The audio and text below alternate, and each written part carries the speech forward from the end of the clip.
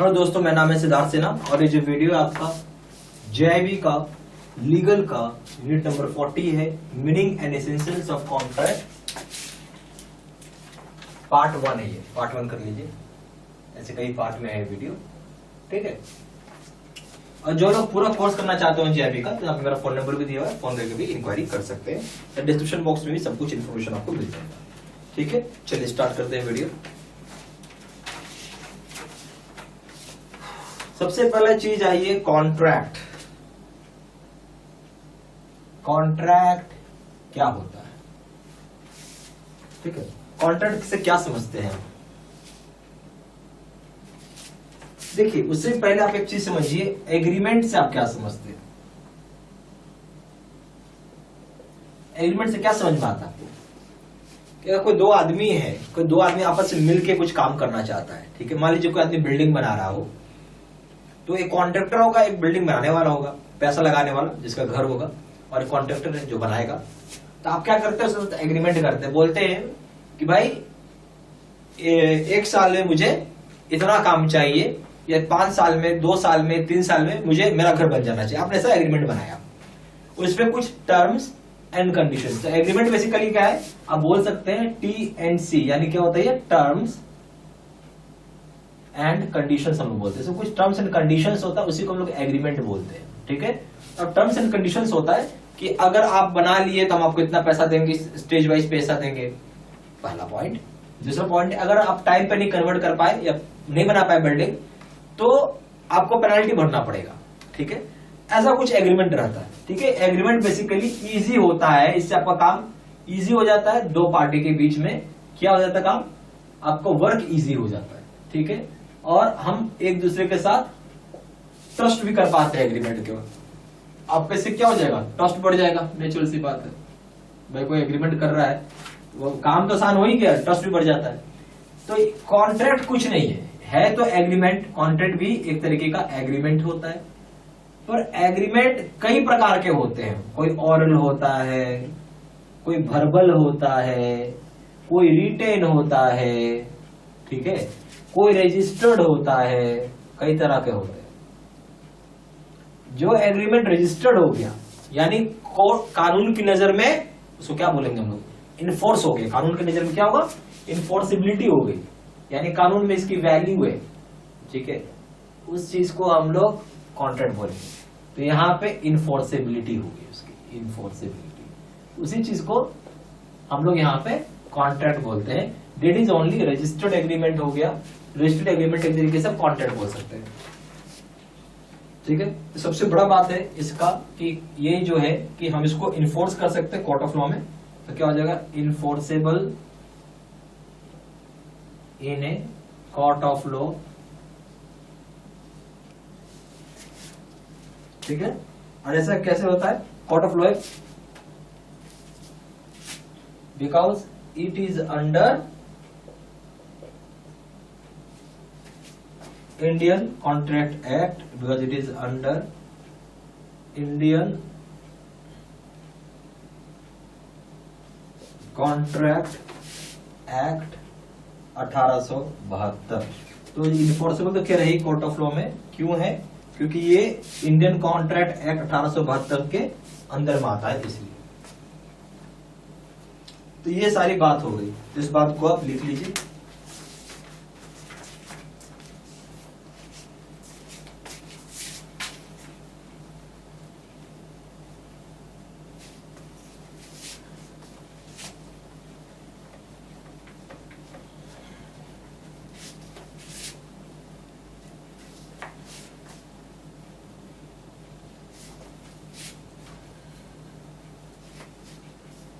एक बात थोड़ा और समझिएगा, जो मैं आपको समझाऊंगा भी।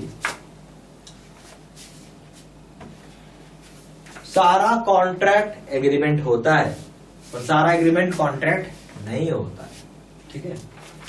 समझिएगा इस चीज को, क्योंकि कॉन्ट्रैक्ट जो होगा वही कॉन्ट्रैक्ट एग्रीमेंट हो सकता है जो रजिस्टर्ड होगा, यानी मैंने क्या बोला, कानून की नजर में एप्लीकेबल होना चाहिए, इन्फोर्स होना चाहिए, ठीक है। तो हम यहां पे बोल सकते हैं, इसको पॉइंट नंबर 2 बना लीजिए। All agreements are not contract, सारा एग्रीमेंट्स कॉन्ट्रैक्ट नहीं है, बट ऑल कॉन्ट्रैक्ट्स क्या हो जाएगा, आर एग्रीमेंट। बट सारा कॉन्ट्रैक्ट क्या है, वो एग्रीमेंट है। ठीक है, चलिए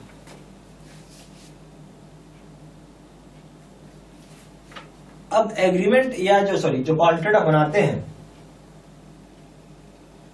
तो यहां पे एक प्रपोजल होता है। समझिएगा बात, कॉन्ट्रैक्ट बनता है तो क्या होता है, प्रपोजल बनाया जाता है।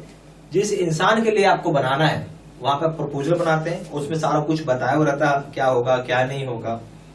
और एक बार वो प्रपोजल को मंजूरी मिल जाती है, यानी उस पर सिग्नेचर कर देता है दूसरा आदमी, तो ये माना जाएगा कि प्रपोजल को एक्सेप्ट कर लिया गया है। ठीक है, अभी हम लोग क्या करेंगे कि प्रपोजल आपका बन गया। ठीक है, प्रपोजल बन गया ना आपका। ठीक है, प्रपोजल बन गया।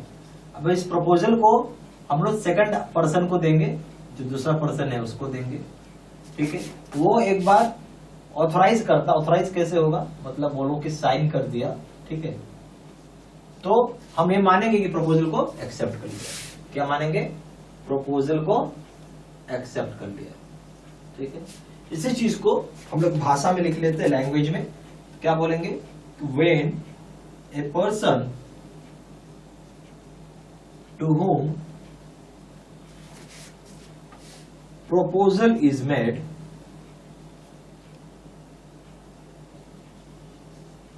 ठीक है, signifies his assent। assent का मतलब है मंजूरी। मंजूरी साइन करने से होता है, सिग्नेचर से। एसेंट या फिर कंसेंट भी आप लिख सकते हैं, एक ही बात है। The proposal, consent to the proposal,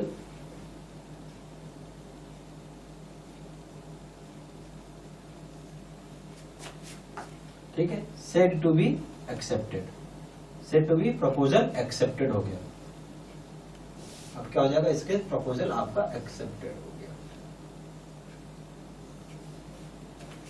ठीक है, अब जिस पर्सन के लिए आप बना रहे थे, प्रपोजल बना रहे थे, ठीक है, अगर उसने एसेंट या कंसेंट दे दिया तो प्रपोजल को माना जाएगा कि एक्सेप्ट हो गया।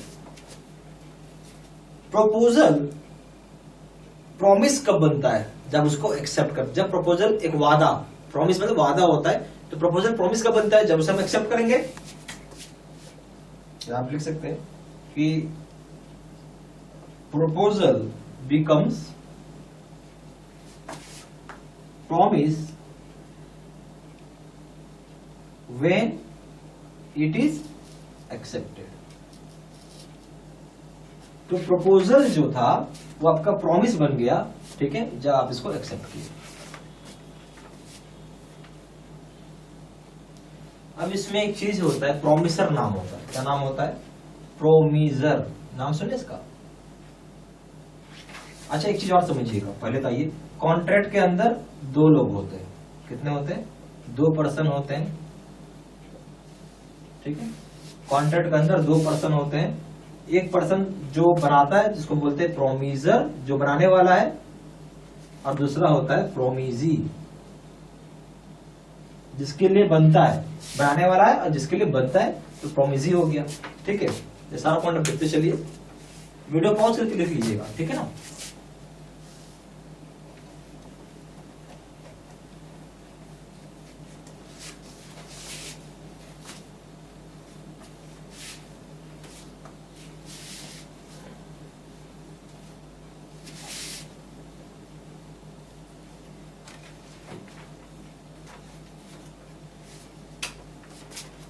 ठीक है, अब आइए यहां बोलेंगे प्रोमिसर कौन है,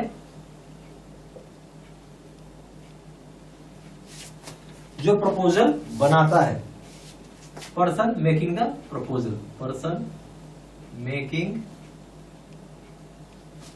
द प्रपोजल,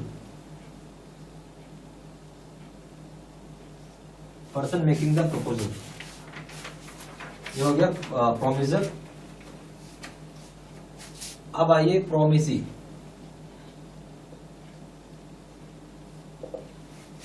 यहाँ पर्सन अगर एक्सेप्ट करता है प्रपोजल को, उसको हम लोग क्या बोलेंगे, प्रोमिसी। जो पर्सन एक्सेप्ट करेगा प्रपोजल को, उसको हम प्रोमिसी बोलेंगे। पर्सन एक्सेप्टिंग द प्रपोजल, उसको क्या बोलेंगे हम लोग, प्रोमिसी बोलेंगे। ठीक है। एग्रीमेंट कई प्रकार के होते हैं, ओरल भी होता है, रिटन भी होता है, मैंने बताया था ना। और एग्रीमेंट ओरल भी हो सकता है, रिटन भी हो सकता है, दोनों वैलिड है। ये तो आपके ऊपर है और दूसरे पार्टी के ऊपर किस एग्रीमेंट को मानते हैं। अगर आप लोग में आपस तालमेल बहुत बढ़िया है तो बहुत जगह, जैसे गांव वगैरह में जाइएगा, गांव में तो खेती मुंह जबानी लगती है, भैया ओरल एग्रीमेंट हो गया, भैया ठीक है तुम एक खेत ले लो और तुम इसमें खेती करो, मुझे महीने का इतना पैसा मुझे चाहिए। क्या हुआ ये, सो क्या बोलेंगे, ये क्या हो रहा है, मुंह जबानी आपने एग्रीमेंट बना रहे हैं। मुंह आपने बोला कि इतना रेंट लगेगा, उसने मान लिया, आपको दे दिया, पैसा दे भी दिया, ये ओरल एग्रीमेंट है। बहुत जगह लिखित रूप से भी होता है, ठीक है, लिखित बनाते हैं, ठीक है, दोनों चलता है। एग्रीमेंट दोनों के दोनों ही वैलिड होते हैं। जैसे मैंने आपको पहले ही बताया था, एग्रीमेंट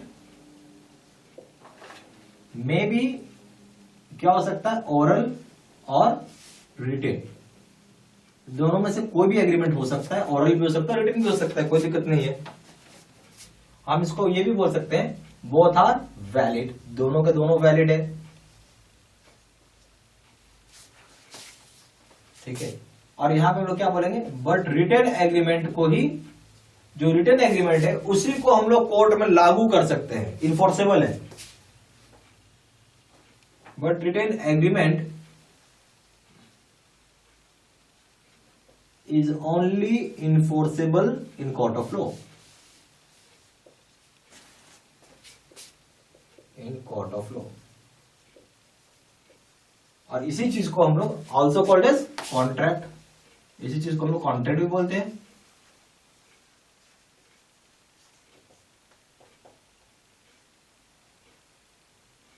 ठीक है। तो अगर रिटन एग्रीमेंट जो होगा उसको आप इन्फोर्स करना है कोर्ट ऑफ लॉ में, ठीक है, तो उसी चीज को हम लोग क्या बोलते हैं, कॉन्ट्रैक्ट भी बोलते हैं। रिटन एग्रीमेंट का एग्जांपल बता सकते हैं, इमूवेबल प्रॉपर्टी है, लीज है, ठीक है। और जितने भी रिटन एग्रीमेंट होते हैं ना, बेसिकली ये सारे के सारे रजिस्टर्ड होते हैं। क्या होते हैं, रजिस्टर्ड होते हैं, कहीं ना कहीं से रजिस्टर्ड होता है ये डॉक्यूमेंट सब। तो अगर आपसे कोई पूछता है क्या एग्जाम्पल होगा रिटन एग्रीमेंट का, तो बताइए।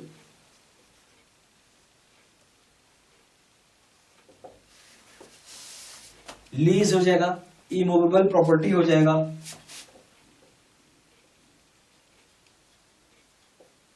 इमूवेबल प्रॉपर्टी लीज हो जाएगा। तो ये एग्जाम्पल है रिटन एग्रीमेंट का।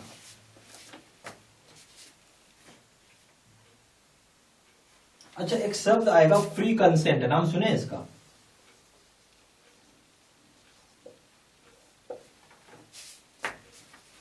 कभी कभी ऐसा होता है एकदम दोनों पार्टी आपस में एकदम रेडी होते हैं कोई काम करने को, दोनों पार्टी तैयार है, दोनों पार्टी एकदम फ्रीली तैयार है, कोई जरूरी नहीं है एग्रीमेंट बनाने की, कुछ भी आपस में रेडी हो गए, फ्री कंसेंट है।